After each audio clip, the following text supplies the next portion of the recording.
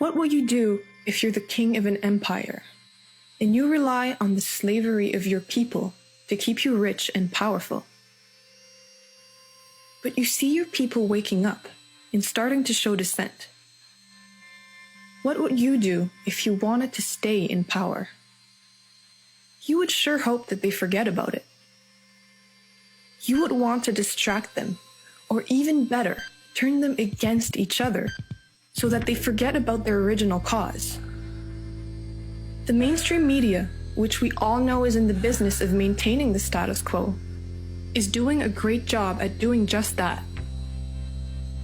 They are reducing this global transformation that's going on, this beautiful shift in human consciousness, into a petty war between each other.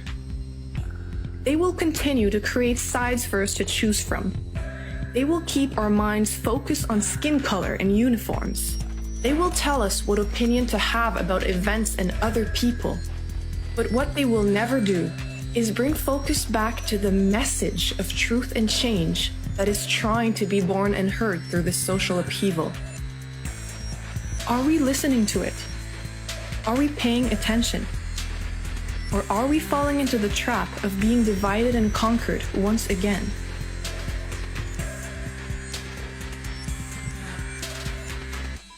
Who are underneath these uniforms? Who are those we call protesters?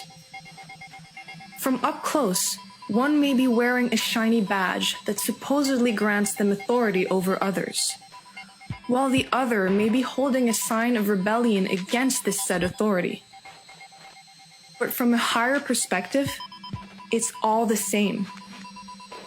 We are all human beings. And the reason why change is needed is meant to uplift not only those walking the streets, but also those wearing the uniforms. So let's talk to each other, not yell at each other. Let's talk to each other, not kill one another. Let's give power to our message, not our egos.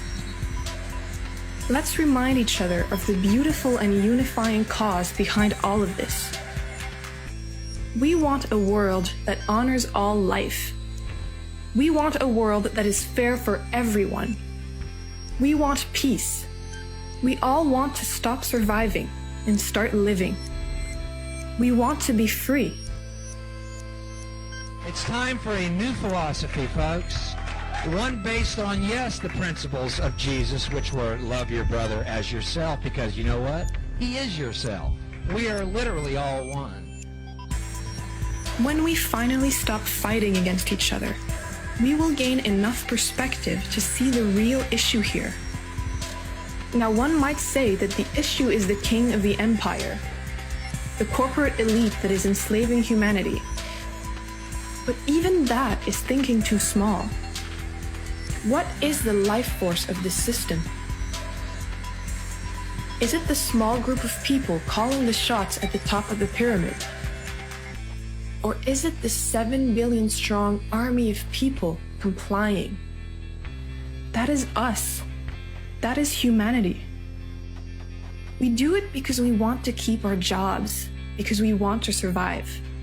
But we only have to struggle to survive if we comply with a system that keeps us in isolation and competition.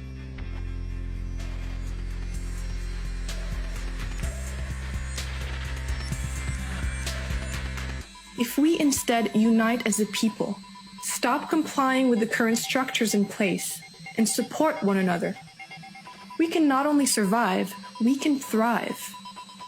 If we focus on solutions and learn about ways to be self-sufficient, we will no longer need to depend on the so-called owners of this world.